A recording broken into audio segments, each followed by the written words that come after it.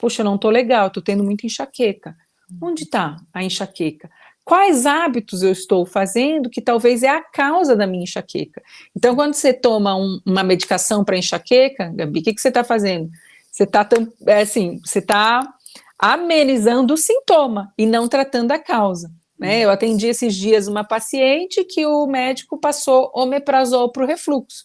Falei, tudo bem, você vai fazer ali 30 dias, o que o médico mandou, mas e aí, depois dos 30 dias? Qual é a causa desse refluxo? Então, vamos procurar saber? Vamos procurar saber? Era o estresse dela. Eu falei, então, antes de pensar em só tratar com medicação, você vai ter que dar um jeito de diminuir os impactos do estresse na tua vida.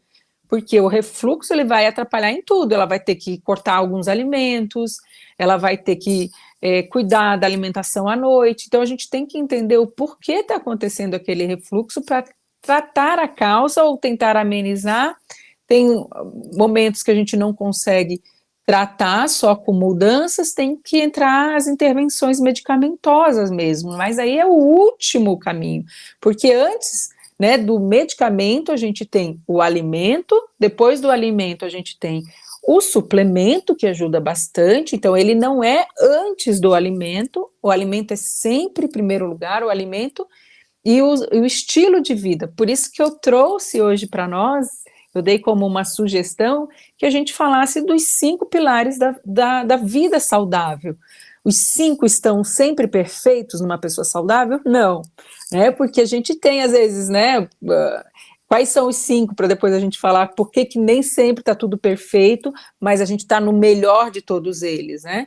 A gente tem a alimentação, hidratação, exercício físico, sono, que é muito importante, você falou aí no início, e esse aqui também é muito importante, que é a saúde psíquica, né, a saúde emocional, saúde psicológica, que se não tá boa, atrapalha todos os outros, né, se você também não faz exercício físico, você tem dor, você tem mais fome, se você não dorme bem, você tem mais fome no dia seguinte, você fica mais compulsivo, se você não tem uma boa hidratação, você não tem energia, você não tem os nutrientes sendo encaminhados de uma forma saudável e efetiva para os seus órgãos, você não tem um metabolismo mais acelerado, que a água é um dos principais termogênicos que a gente tem, e aí o povo toca a cafeína para dentro e esquece de tomar água. Ou, Gabi, olha só o que eu escuto, André, em consultório.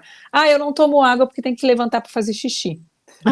Então, e a gente tá rindo, mas é muito comum as pessoas falarem isso, né?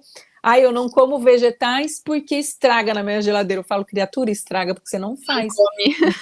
Então, o que acontece? A gente se afastou muito da alimentação natural. E olha só que interessante, André.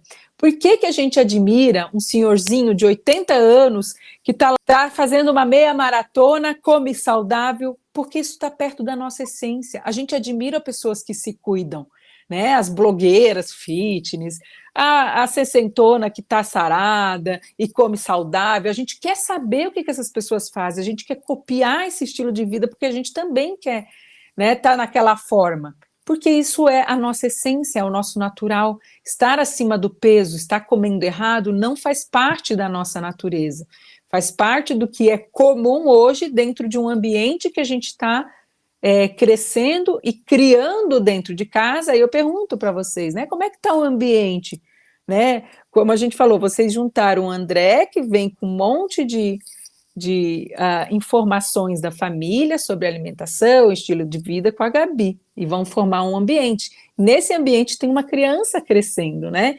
E que ambiente que vocês estão oferecendo para essa criança também, com hábitos de alimentação? Então, eu já peguei paciente, Gabi, que fala assim para mim, Eluze, a gente espera as pessoas, as crianças ir dormir para a gente pegar o carro e ir lá no McDonald's, comer escondido deles.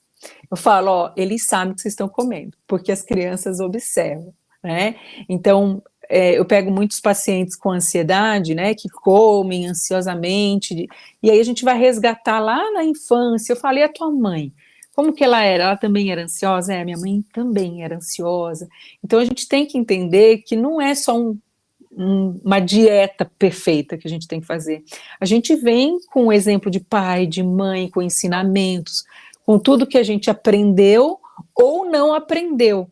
Então, nós, como adultos agora, é a gente tomar as rédeas da nossa vida, da nossa alimentação, e sem querer, assim, perfeição e sem querer fazer o máximo, buscar aos poucos ir fazendo as mudanças, porque quando a gente muda muito radicalmente, a gente não aguenta muito tempo, e aí a gente não consegue criar o hábito, realmente fazer daquele hábito uma rotina, porque fica muito intenso, né? Vocês, por exemplo, estou dando muito exemplo de vocês têm filhos, estão num país diferente, isso deve pegar muito o emocional também, né? Então, numa cultura diferente, vocês devem, eu já morei nos Estados Unidos também, e eu tinha muita saudade de coisas que a gente não come aí, que aqui tinham com facilidade, as frutas, por exemplo. É dificílimo, né, a gente encontrar frutas gostosas como aqui no Brasil. A gente está numa região, a Flórida é mais fácil, né, porque o acesso, a temperatura é mais fácil, mas a gente está na Carolina do Norte. Eu acho que a única fruta, assim, que eu não encontro com facilidade, um sabor gostoso, é mamão. Mamão. Mamão é que você pode comprar em qualquer época do ano, é sempre muito ruim, muito ruim. Sempre vem Doente, né? doente, mofado, ou verde, é muito ruim. Agora, ele é uma... pode falar, Elu. Pode falar. Não, pode falar. Você tocou num assunto, essa questão da cultura, a parte alimentar, o que que pega pra gente, assim, com o filho e pra quem é expatriado, né? O Nicola tem uma forma de alimentação na escola.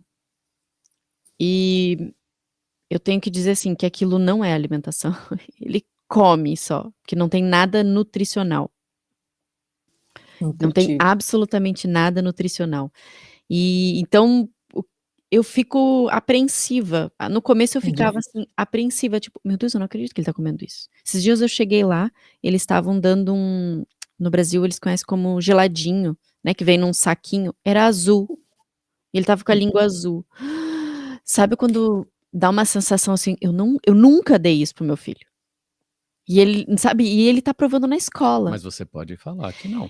Eu sei, mas Precisa como é fazer que eu isso? vou falar? Aí eu fico pensando, Elô, como é que eu vou falar não dê isso pra ele, e ele vai olhar 7, 8 que aí amiguinhos tem aí... comendo, e ele não vai comer. Então, assim, eu também não quero criar na cabecinha dele, eu acho que isso é a importância dos pais, em não dizer sempre não pra criança. Porque senão vai chegar no momento que aquilo vai estourar, e ela vai querer compulsivamente comer o que ela foi bloqueada. Então, o que eu tenho feito pra amenizar essa situação? A gente faz um bom café da manhã. Então, o café da manhã é sempre nutritivo, sempre com frutas, ele adora comer fruta. Aí ele vai pra escola, aí ele tem o almoço, o snack da tarde, que é sempre uma bolacha, uma coisa horrorosa.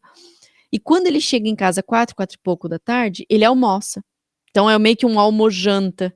Então eu sempre consigo dar uma comida mais reforçada pra ele, com valor nutricional. A gente trocou o arroz pela quinoa, porque a gente percebe que é mais nutricional. E aí, antes de dormir, ele come mais uma fruta. Então, é difícil essa parte da cultura do que a gente não pode... A gente escolhe, né, o que a gente come ou não na rua. A gente dá preferência sempre para levar comida para o trabalho, a gente acaba comendo comida de casa. São raras vezes, são exceções mesmo, que a gente come fora. Mas para a criança é um pouco mais difícil, devido a essa questão da escola. Eu acredito que você está muito certa, né, porque assim, a gente também tem o convívio social lá dele, é muito complicado. Eu tive um paciente que eu atendi que eu não tinha entendido que a escola tinha que comer na escola, e ele dizia que ele não conseguia comer na escola porque era uma coisa que ele não estava adaptado. Aí eu fiz um cardápio para ele, e aí o que estava acontecendo? A nutricionista daqui me chamou e disse, ó, ele tá ficando sozinho no recreio, porque ele tá se isolando para comer dos outros.